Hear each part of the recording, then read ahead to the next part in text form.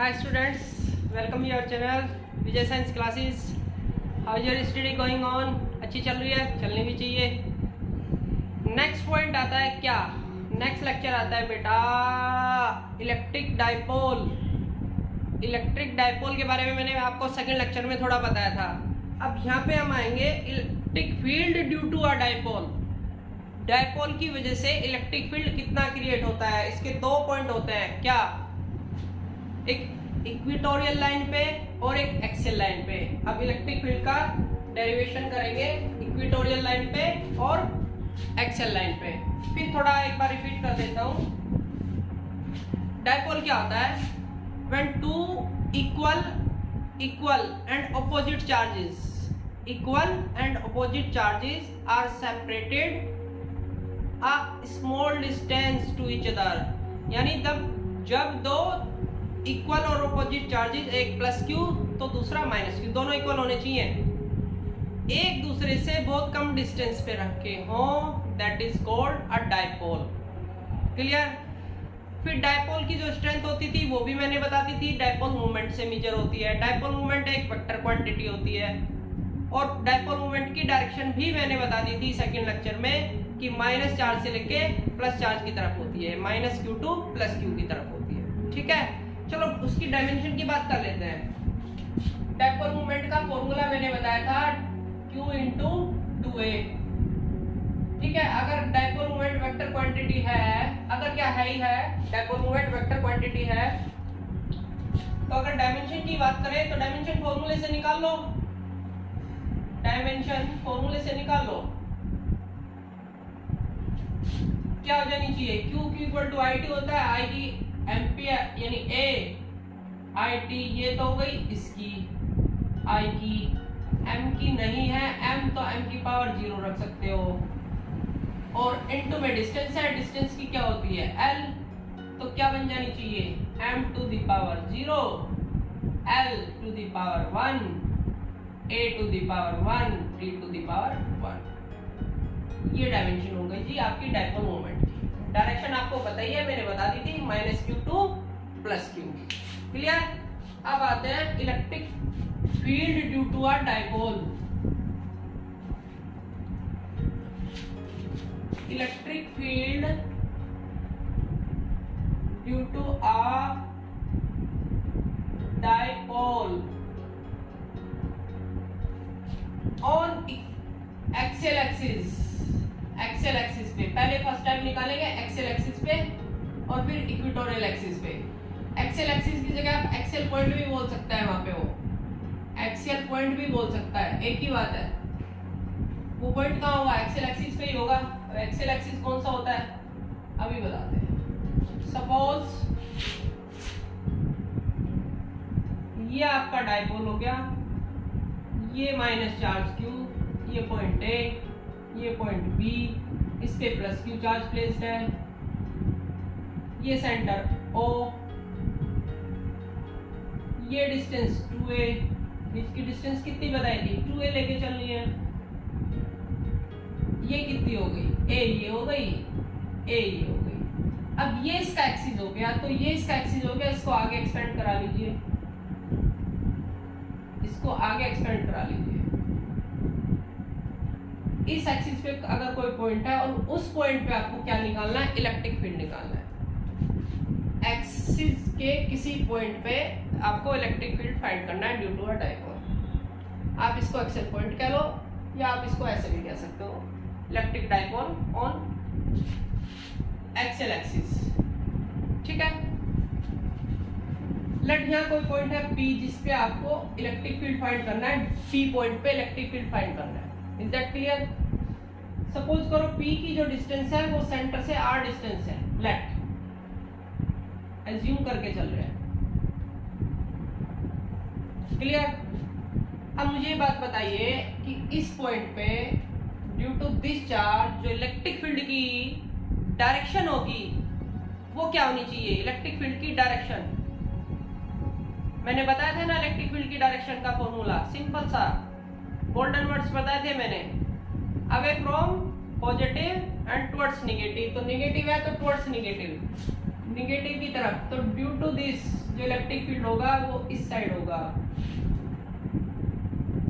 ए point की वजह से, यानी ए पे जो चार्ज रखा है माइनस क्यू चार्ज, उसकी वजह से जो इलेक्ट्रिक फील्ड की डायरेक्शन होगी वो इस साइड होगी, यानी towards negative charge, away from positive. जो बी पे जो पॉइंट चार्ज रखा है क्यू, उसकी वजह से अवे फ्रॉम पॉजिटिव, तो ये हो जाएगी जी EB, electric field due to Q, जो पॉइंट बी पे रखा है।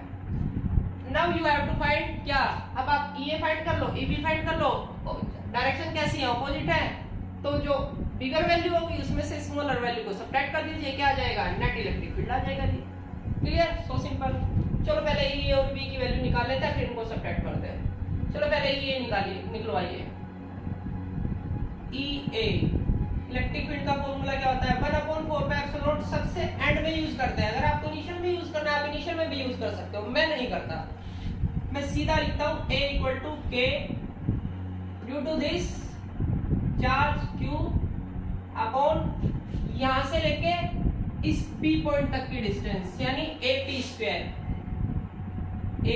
स्क्वायर, और इसकी वैल्यू कितनी हो जानी है बेटा, फिगर से चेक करो, AP A से लेके P तक की डिस्टेंस, ये देखो R तो ये है, A ये है और A ये है, तो R प्लस A हो गई, R plus A square. Clear, यहीं पे रहने दो, ई बी की वैल्यू निकालो। अब भाई के की वैल्यू मैं फिर रिपीट कर रहा हूँ, के की वैल्यू आप 1/4πε0 रख के चल सकते हो यहाँ पे, मैं बाद में पुट करता हूँ। के चार्ज अब उसकी वजह से निकालना है, पॉजिटिव चार्ज की वजह से, जो बी पे रखा है, जो बी पे प्लेस्ड है। अब डिस्टेंस कहां से लेंगे, यहां से लेके पी तक की डिस्टेंस कितनी है, देखो ये पूरी आर है, इस पूरी आर में से ये यहां से यहां तक ओ से लेके पी पॉइंट तक की डिस्टेंस कितनी है, आर में से ये कितनी है, ए, तो आर में से इसको सब्ट्रैक्ट करोगे तो यही तो बचेगी बीपी। भाई बीपी कैसे निकालोगे, ये पूरी आपके पास कितनी है, आर है, आर में से इसको सब्ट्रैक्ट कर दीजिए तो ये डिस्टेंस बच जाएगी आपकी। ठीक है, तो वहां पे कितनी डिस्टेंस हो जाएगी, आर माइनस ए, और उसका होना है स्क्वायर। पहले अगर आप ऐसे लिखना है तो डिस्टेंस कितनी होगी बीपी, तो बीपी लिख दीजिए, बीपी स्क्वायर इक्वल टू के क्यू अपॉन, और बीपी की वैल्यू कितनी हो जानी है, आर माइनस ए का होल स्क्वायर। अब मुझे बताइए कि ए की वैल्यू ज्यादा होनी चाहिए या ईबी की वैल्यू ज्यादा होनी चाहिए, क्योंकि ऑपोजिट डायरेक्शन है, नेट ई निकालने के लिए क्या करेंगे भाई, नेट ई निकालने के लिए क्या करेंगे कि या तो ए में से ईबी को सब्ट्रैक्ट करेंगे या ईबी में से ए को सब्ट्रैक्ट करेंगे। देखो के क्यू सेम है, के क्यू सेम है, न्यूमरेटर सेम है दोनों का, डिनोमिनेटर पे बात फंसी है, पेच कहां फंसा है, डिनोमिनेटर पे। डिनोमिनेटर आर में ऐड हो रहा है यहाँ कुछ, और यहाँ पे आर में से सब्ट्रैक्ट हो रहा है। यहाँ डिनोमिनेटर छोटा है, यहाँ डिनोमिनेटर बड़ा है, जहाँ डिनोमिनेटर छोटा होता है तो वहां का आउटकम ज्यादा आएगा। भाई देख लो ना, न्यूमरेटर मैंने सेम ले लिए, ये 1/2 है, ठीक है, ये 1/5 है, न्यूमरेटर की इसका छोटा है तो इसकी वैल्यू कितनी निकल के आएगी 0.5, इसकी वैल्यू कितनी निकल के आएगी 0.2। तो जिसका डिनोमिनेटर छोटा होगा उसका आउटकम ज्यादा आएगा, और जिसका डिनोमिनेटर ज्यादा होगा, बड़ा होगा, उसका आउटकम छोटा आएगा। तो इसलिए किसकी वैल्यू ज्यादा है, जिसका डिनोमिनेटर छोटा होगा, और ईबी का डिनोमिनेटर छोटा है तो E B is greater than E है। तो नेट ई नेट कैसे निकालोगे आप, E B minus E A, E B minus E A. E B की वैल्यू रखिए जी K Q upon R minus A का whole square, minus E A की वैल्यू रखाइए K Q upon R plus A का whole square. K Q common दिखाई दे रहा है तो ले लीजिए, 1/r minus whole square minus 1/r plus ए होल स्क्वायर। क्या करना है, एलसीएम ले सकते हैं और क्या करेंगे भाई, एलसीएम लेंगे और क्या करेंगे, और क्या कर सकते हैं, K Q are minus A का होल स्क्वायर और आर प्लस ए का होल स्क्वायर मल्टीप्लाई करके यहाँ रख दिया, एलसीएम आ गया। अब ये कहाँ जाएगा, ये यहाँ जाएगा, ये यहाँ जाएगा, तो r प्लस a का whole square minus r minus a का होल स्क्वायर। क्लियर? अब क्या करना है, k क्यू करना क्या, होल स्क्वायर ओपन करो ऊपर से, r square plus a square plus 2ra।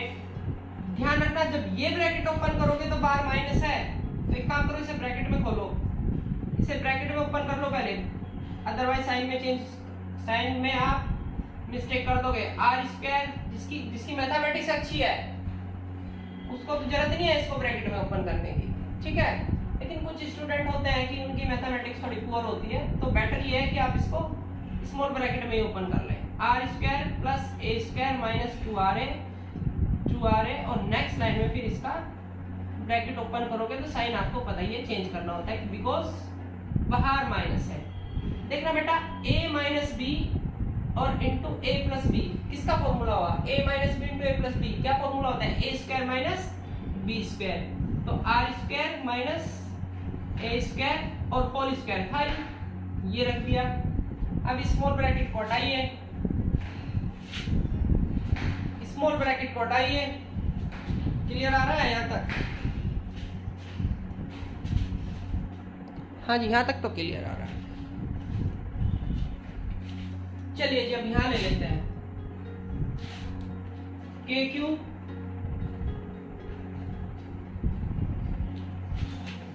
Are square plus A square, R square plus A square plus 2ra। अब बाहर माइनस है तो अंदर के साइन चेंज होते चले जाएंगे, minus R square minus A square और माइनस 2ra है जो वो हो गया प्लस 2ra और R square minus A square का होल स्क्वायर। भाई बाहर माइनस है तो ये भी माइनस का हो जाना है, ये भी माइनस का हो जाना है और ये हो जाना है प्लस का हो गया। कैंसिल हो रहा है, कुछ हो रहा है जी, आर स्क्वायर से आर स्क्वायर कैंसिल हो रहा है, ए स्क्वायर से ए स्क्वायर कैंसिल हो रहा है, 2ra ऐड हो जाएंगे, ऐड कर दीजिए, के क्यू 2ra 4ra। आप एक काम करो इसको, अच्छा चलो 4ra रहने दो, R square minus A square का होल स्क्वायर।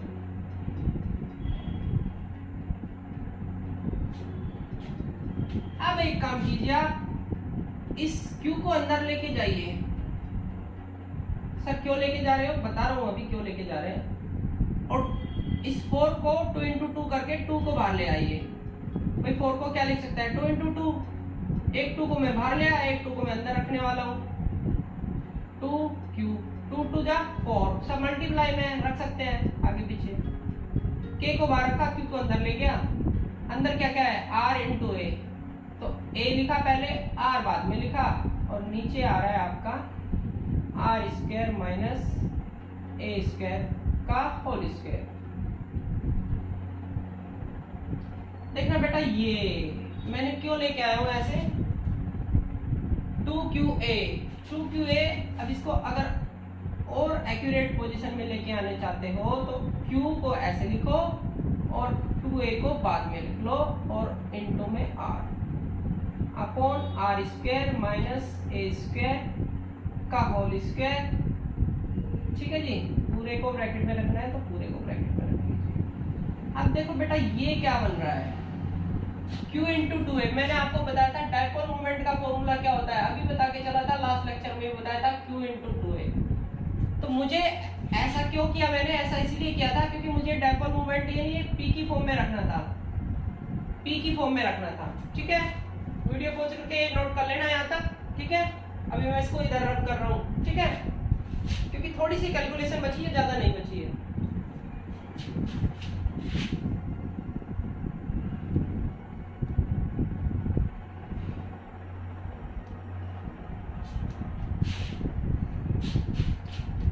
टू के ये इनट चल रहा था आपका, 2k Q इंटू 2a को लिख सकता है डायपोल मोमेंट P इंटू में R। अब ब्रैकेट जरूरी नहीं है, अब ब्रैकेट बड़ा ही लेके चलोगे। अब upon R square minus A square का होल स्क्वायर। अब क्या करें सर? अब कुछ मत करो बेटा। अब देखो पूरा शॉर्ट डाइपोल, डाइपोल अगर बहुत शॉर्ट है, वैसे तो डाइपोल शॉर्ट ही होता है, लेकिन अगर और शॉर्ट है, फॉर शॉर्ट डाइपोल, मैंने आपको क्या बताया था, जो डाइपोल होता है उनके बीच, दोनों चार्ज के बीच की डिस्टेंस बहुत ही कम होती है, बहुत ही कम, तो बहुत ही कम होती है। दैट्स व्हाई शॉर्ट डाइपोल के लिए जो आप ए को लोगे वो आर के कंपैरिजन में उसको नेगलेक्ट कर दोगे, यानी ए जो होगा वो आर के कंपैरिजन में वो छोटा होगा। दैट्स व्हाई नेक्स्ट लाइन में आप क्या करोगे, आप ए को यहाँ से रिमूव कर दोगे। Clear? Because A is very small as compare to R. तो ई नेट कितना आ जाना बेटा,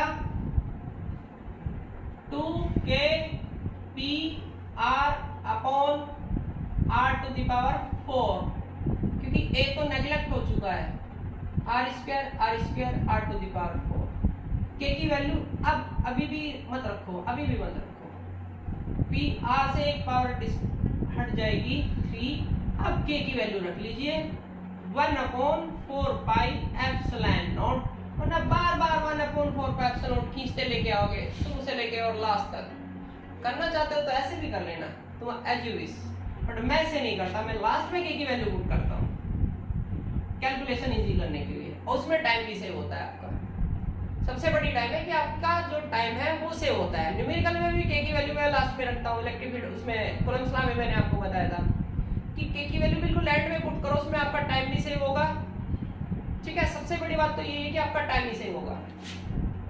1/4 k की वैल्यू रखी, अंदर क्या है 2p/r³, 2p/r³। ये फॉर्मूला आ गया जी आपका electric field due to a dipole on axial point, 2p/r³। अब ये जो इलेक्ट्रिक फील्ड दिखाई दे रहा है इसकी डायरेक्शन क्या होनी चाहिए? जो इलेक्ट्रिक फील्ड दिखाई दे रहा है इसकी डायरेक्शन क्या होनी चाहिए? भाई आपने स्टार्टिंग में क्या किया था, किस में से किसको सब्ट्रैक्ट किया था? जब ई नेट निकाला था आपने, तो आपने किस में से किसको सब्ट्रैक्ट किया था? ई ए में से ई बी को सब्ट्रैक्ट किया था या ई बी में से ई ए को सब्ट्रैक्ट किया था? भाई जिसका डिनोमिनेटर ज्यादा था उसका आउटकम छोटा था, डिनोमिनेटर ज्यादा किसका था? ई ए का, तो आपने ई बी में से ई को सब्ट्रैक्ट, ई ए को सब्ट्रैक्ट करा था, तो E B is greater than E A, तभी तो सब्ट्रैक्ट किया। तो जो इलेक्ट्रिक फील्ड की, नेट इलेक्ट्रिक फील्ड की वैल्यू होगी वो किसके अलोंग होगी? ई बी के अलोंग होगी, ई बी यानी इसके अलोंग होगी। जो ई नेट होगा आपका इलेक्ट्रिक फील्ड जो होगा due to a dipole on axial point, उसकी डायरेक्शन किस साइड होगी? इस साइड। और डाइपोल मोमेंट जो होता है, डाइपोल मोमेंट P, उसकी डायरेक्शन किस साइड होती है? वो भी -2 + q होती है। तो आप यहाँ से ये लिख सकते हो, इसको हटा दें, जिसको समझाने के लिए बताया था कि the direction of electric field, the direction of electric field due to a dipole,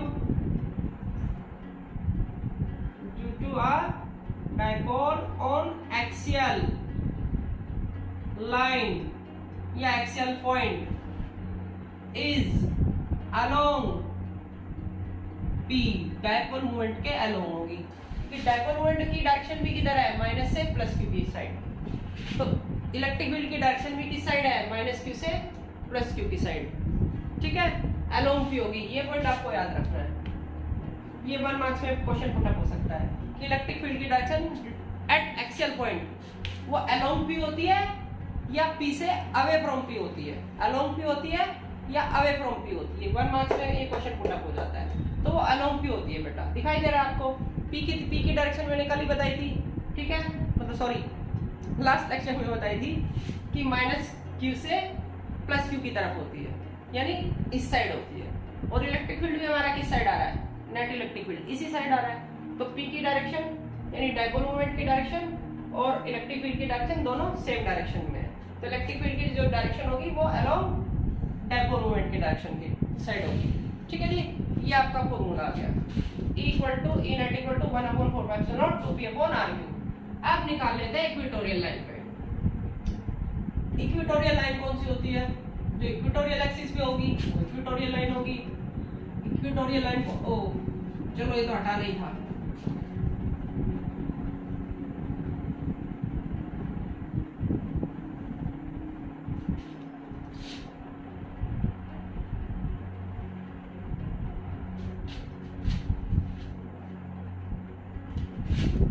और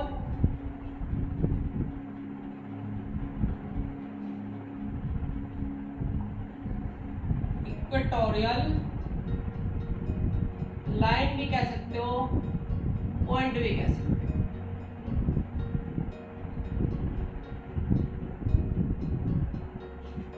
देखो अगर ये आप डायपोल मान के चलो, दिस इज द डायपोल, तो ये तो इसका क्या हो गया? एक्सिस हो गया। ये तो एक्सियल लाइन हो गई। और इक्वेटोरियल लाइन कौन सी होती है? इसके जस्ट परपेंडिकुलर ये वाली लाइन जो होगी, ठीक है, ये क्या होगी? Equatorial line.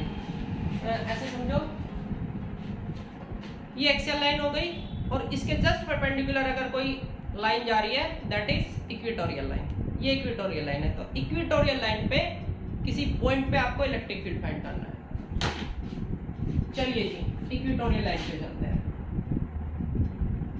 यहाँ पे हमने डायपोल बनाया, ये पॉइंट ए, ये point B, plus Q charge place किया, सेंटर डिस्टेंस आपको पता ही है 2a, ये a हो जाएगी, ये भी a हो जाएगी और ये पूरी आपकी 2a होनी है। अब सपोज करो कि equatorial line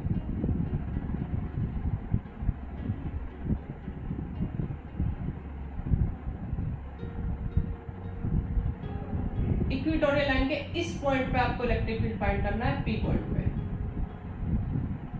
due to this, इस पॉइंट पे इलेक्ट्रिक फील्ड एक बार निकालोगे, फिर एक बार ड्यू टू दिस चार्ज जो Q है एक बार इसकी वजह से निकालोगे, फिर नेट इलेक्ट्रिक फील्ड निकालेंगे। अब नेट कैसे कैसे निकलेगा चलो देखते हैं। ड्यू टू दिस जब इसी पे इलेक्ट्रिक फील्ड निकालोगे, पहले तो लाइन ज्वाइन करा लो, A से P को ज्वाइन करा लीजिए।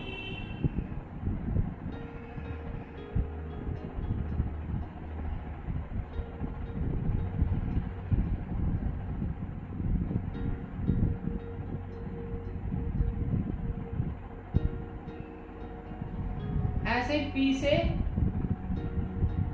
Q को ज्वाइन करा लीजिए।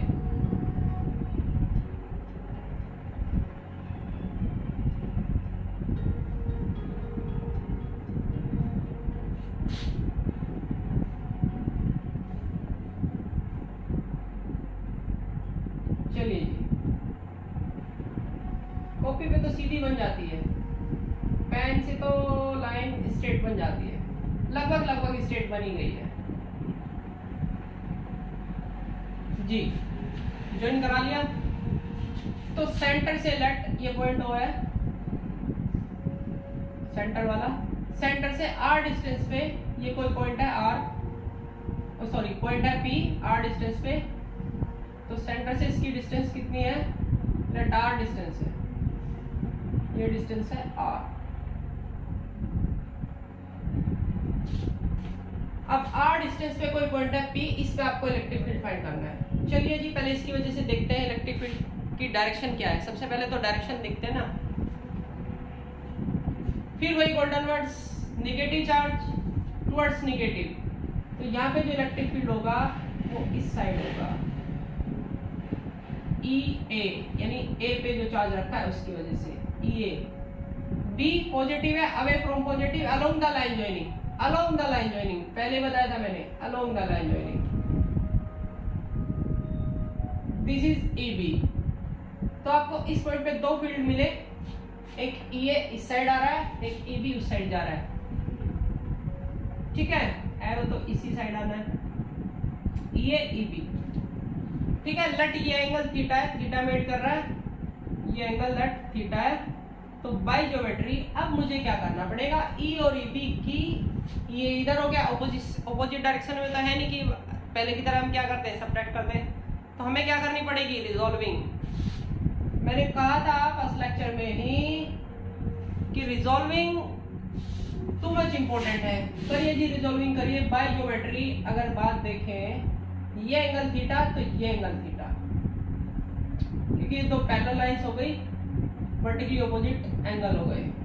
ठीक है, ई को रिजॉल्व करो, इस साइड एक कंपोनेंट इस साइड आएगा ई ए कोस थीटा, जिधर एंगल होता है उधर आ जाता है ये कोस थीटा, उधर आता है कोस, और इसका दूसरा कंपोनेंट होगा इस साइड नीचे की साइड, दोनों में 90 का एंगल है, और इसकी वैल्यू होगी ई साइन थीटा।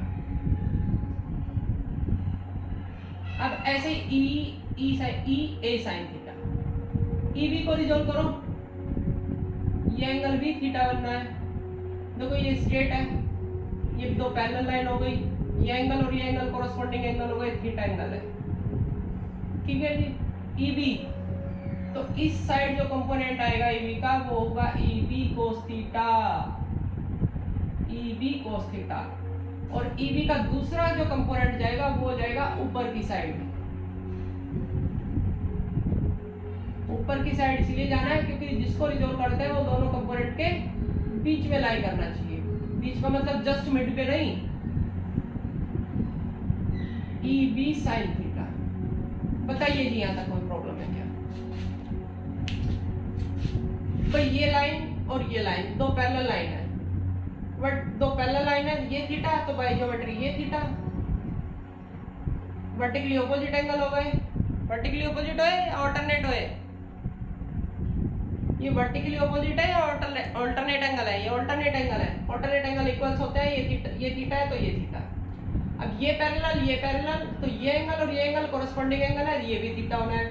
तो पहले ई को रिजॉल्व करा, जिस साइड एंगल होता है थीटा उस साइड कंपोनेंट आता है कोस थीटा, और दूसरे कंपोनेंट में आ जाता है साइन थीटा, और दोनों कंपोनेंट के बीच का एंगल 90 डिग्री होना ही होता है, पहले रिजॉल्विंग सिखा रखी है। फिर ई बी, ये एंगल थीटा, ई बी का इस साइड का जो कंपोनेंट है जिधर एंगल होता है उधर कोस आता है, और दूसरा कंपोनेंट क्या होगा? E B sine theta. ये दोनों जस्ट ऑपोजिट डायरेक्शन में, ई बी साइन थीटा और ई ए साइन थीटा। तो जी ई ए और ई बी की पहले वैल्यू निकालिए। ये आर है, ये ए है, ये ए, इस पॉइंट का नाम, ये पॉइंट है आपका पी। तो ई ए की वैल्यू क्या हो जानी चाहिए भाई? के चार्ज डिस्टेंस ए पी का स्क्वायर। अब ए पी का स्क्वायर यानी ए पी डिस्टेंस कैसे निकालोगे? पाइथागोरस से निकालोगे जी। ये आर, ये एंगल 90 डिग्री, ये भी एंगल 90 डिग्री है।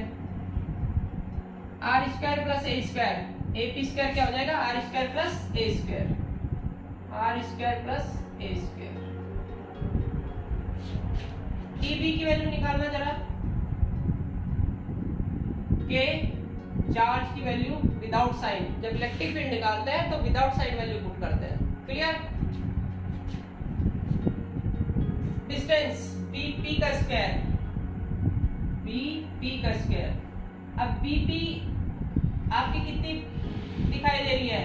पाइथागोरस से उस ट्रायंगल में देख लीजिए, बी पी भी उतनी आएगी, R plus R square plus A square, तो R square plus A square. तो ई ए और ई बी दोनों की वैल्यू कैसी निकल के आ रही है बेटा? सेम निकल के आ रही है। चलिए, चलो एक पॉइंट तो मिला कि दोनों की वैल्यू कैसे निकल के आ रही है? सेम निकल के आ रही है। अब मैं इसका फ्री बॉडी डायग्राम बनाता हूँ। फ्री बॉडी डायग्राम क्या होता है? मैंने पहले भी शायद न्यूमेरिकल में बनाया था, आपको बताया था। फ्री बॉडी डायग्राम का मतलब जितने भी इस पे फोर्सेस, वहां पे फोर्सेस पे बताया था या इलेक्ट्रिक फील्ड में, यहाँ दो इलेक्ट्रिक फील्ड इस साइड लगे हैं, ये कोस थीटा, और इसी साइड लगा है ई बी कोस थीटा। ठीक है, इस पॉइंट को थोड़ा इधर ले लेते हैं। एक ऊपर की साइड लगा है, एक नीचे की साइड लगा है, यानी एक इलेक्ट्रिक फील्ड ऊपर है, कौन सा? ई बी साइन थीटा, और नीचे की साइड क्या है? ये पी पॉइंट है, पी पॉइंट पे लगे हैं ई ए साइन थीटा। ई और ई बी की वैल्यू कैसी दिखाई दे रही है? सेम दिखाई दे रही है। तो ई बी और ई ए साइन थीटा और ई बी साइन थीटा ये तो एक दूसरे को क्या कर देंगे बेटा? कैंसिल आउट, क्योंकि वैल्यू इक्वल है और डायरेक्शन अपोजिट है, 180 डिग्री का एंगल है। तो इसमें से इसको सब्ट्रैक्ट करोगे 2 - 2 कितना होता है? 4 होता है। जब वैल्यू इक्वल है तो सब्ट्रैक्ट करेंगे तो कितना आएगा 0। तो यहाँ तो ये इलेक्ट्रिक फील्ड कंट्रीब्यूट करेंगे ही नहीं। कौन से इलेक्ट्रिक फील्ड कंट्रीब्यूशन करेंगे? सिर्फ ये cos थीटा और EB cos थीटा, ये cos थीटा और EB cos थीटा। और दोनों की डायरेक्शन कैसी है? सेम है। सेम है तो क्या कर दीजिए, ऐड कर दीजिए। तो ई नेट क्या आएगा आपकी बार? EA cos theta plus EB cos theta, और E और EB की वैल्यू सेम है तो आप ये तो EB की जगह EA रख लो या EA की जगह EB रख लो, बात तो एक ही है। EA cos theta plus EA cos theta, क्योंकि दोनों की वैल्यू सेम है। तो 2EA cos theta, 2EA cos theta, is that clear? Clear है? अब आपको चाहिए क्या? E की वैल्यू तो आपके पास है, रख दोगे जब मन करेगा। cos थीटा की वैल्यू, cos थीटा की वैल्यू निकाल लीजिए। cos थीटा की वैल्यू ट्रायंगल से निकलेगी। cos theta base upon hypotenuse, base कितना है? कोई भी ट्रायंगल ले लो, इन ट्रायंगल फर्स्ट वाला ले लो, इन ट्रायंगल AP, ये point O, APO, base AO, hypotenuse, hypotenuse ये रहा। कितना आया था पाइथागोरस से? Root R square plus A square, root R square plus A square. A O की वैल्यू रखो तो a upon root R square plus A square. ये cos थीटा की वैल्यू आ गई जी, cos थीटा की वैल्यू आ गई थी, रख दीजिए। a डिवाइडेड बाय, पहले तो रूट में लग लेते हैं, R square plus A square. अब ए की वैल्यू रख दीजिए जी, रखो K Q upon R square plus A square. ये ए की वैल्यू है, इनटू ये ऊपर ए था, नीचे root R square plus A square को आप लिख सकते हो R square plus A square और पावर हाफ। रूट हटाओगे तो पावर कितनी हो जाती है? हाफ। अब देखना जरा, के फिर रख रहा हूं क्यू, मल्टीप्लाई में ऐसा, फिर रख रहा हूं 2, फिर रख रहा हूं ए, और नीचे R square plus A square. यहाँ पावर कितनी है? 1। जब बेस सेम होता है और पावर, जब बेस सेम होता है मल्टीप्लाई में पावर ऐड हो जाती है। जब बेस सेम होता है मल्टीप्लाई करते हैं, बेस सेम होता है तो पावर ऐड हो जाती है। 1 और हाफ को ऐड करोगे तो कितना आ जाएगा बेटा? 3/2। बताइए जी, यहाँ तक किसी ने कोई प्रॉब्लम है? नहीं है? नहीं है तो अच्छी बात है, ऐसे होनी भी नहीं चाहिए, बड़ा सिंपल सा है। Q into 2A, Q into 2A क्या है?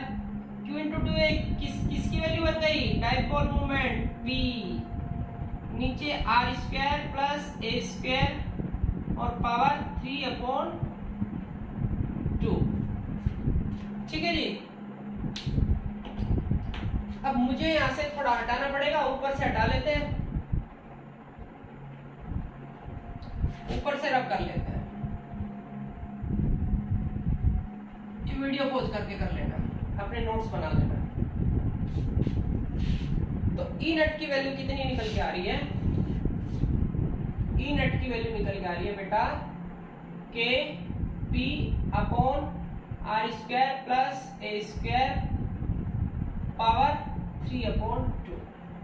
फिर वही condition for a short dipole, for a short dipole.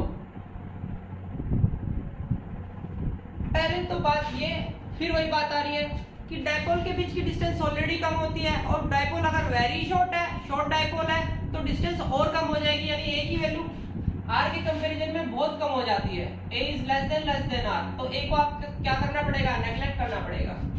तो ई नेट कितना हो जाएगा? के पी अपॉन, ए को हटाइए यहां से, आर स्क्वायर पावर 3/2, और 2 से ये पावर जाएगी और वैल्यू आ गई बेटा K P upon R cube. अब के की वैल्यू आप रख सकते हो, तो ई नेट कितना आया 1/4πε0 P अपॉन आर क्यूब, और वहां पे कितना आया था एक्सेल लाइन पे 2P upon R cube, 1/4πε0 2P upon R cube. यानी एक्सेल पॉइंट पे जो इलेक्ट्रिक फील्ड होता है वो इक्वेटोरियल लाइन से जस्ट डबल होता है। क्लियर? अब इलेक्ट्रिक फील्ड की डायरेक्शन की बात भी होनी है भैया। चलिए जी हटाइए, डायरेक्शन की बात भी करेंगे।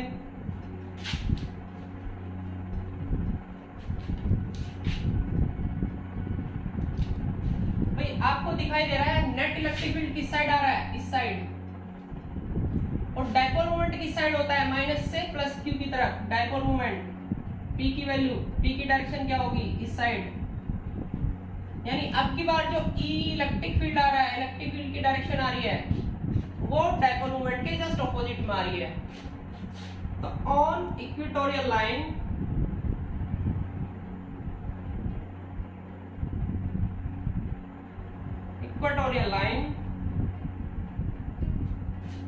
the direction of electric field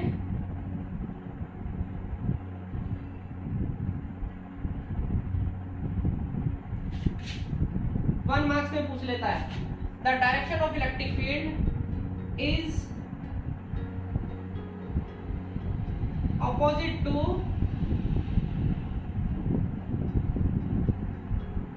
the direction of dipole moment, dipole moment. Clear है जी?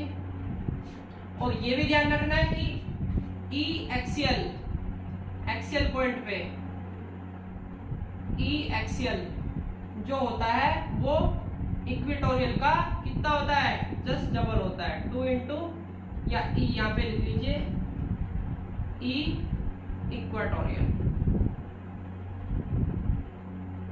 वहां पे 2P अपॉन आर क्यूब था, यहाँ पे P अपॉन आर क्यूब है, तो वो वाला इसका जस्ट डबल होता है। क्लियर? ये दोनों फॉर्मूले मैंने आपके डेरिवेट करा दिए, अपने नोट्स क्लियर कर लेना। ठीक है? ये डायरेक्शन जरूर इंपॉर्टेंट है। ठीक है? 1 मार्क्स में पूछ लेता है। Is that clear? आज का लेक्चर इतना ही रखते हैं। ठीक है? नेक्स्ट टॉपिक पे क्या, नेक्स्ट लेक्चर में क्या स्टार्ट करना है।